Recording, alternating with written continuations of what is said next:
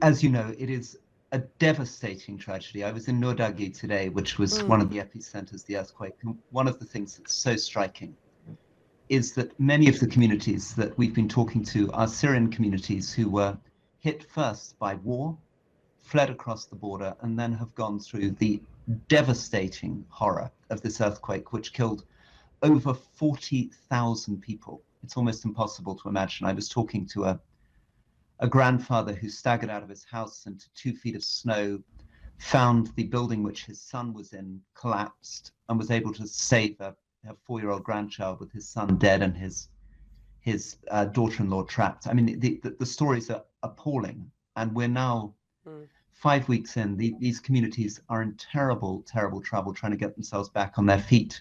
And explain, how much support are these refugees getting from elsewhere at this point? What's your assessment of needs and access to help?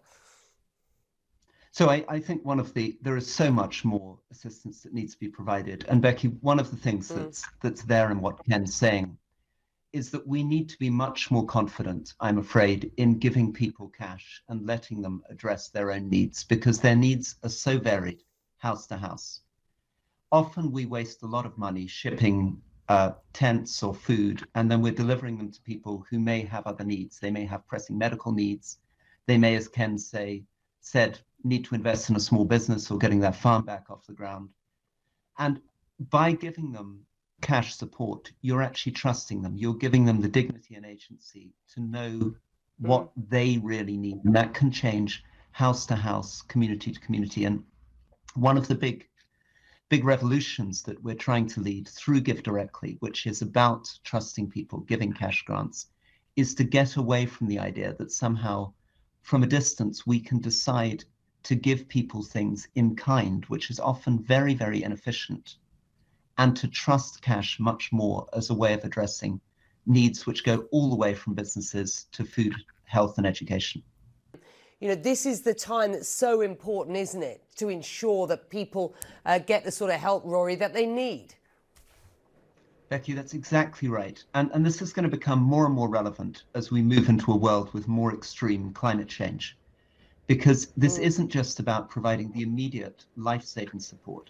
It's about giving communities the resilience to be able to rebuild their lives, to rebuild their small businesses, their farms, to get the incomes in the future. And this is becoming relevant. You will have been reporting on the floods in Mozambique and Malawi that are happening at the moment. This will be true for the drought in the Horn of Africa. One of the things that we're trying to do through GiveDirectly, through the use of mobile money, and with partners such as WFP, is to convince people that we need a much more efficient model for moving people away from the immediate humanitarian crisis to rebuilding their lives and getting back on their feet, and that cash is at the center of this, and we need to lead a cash revolution.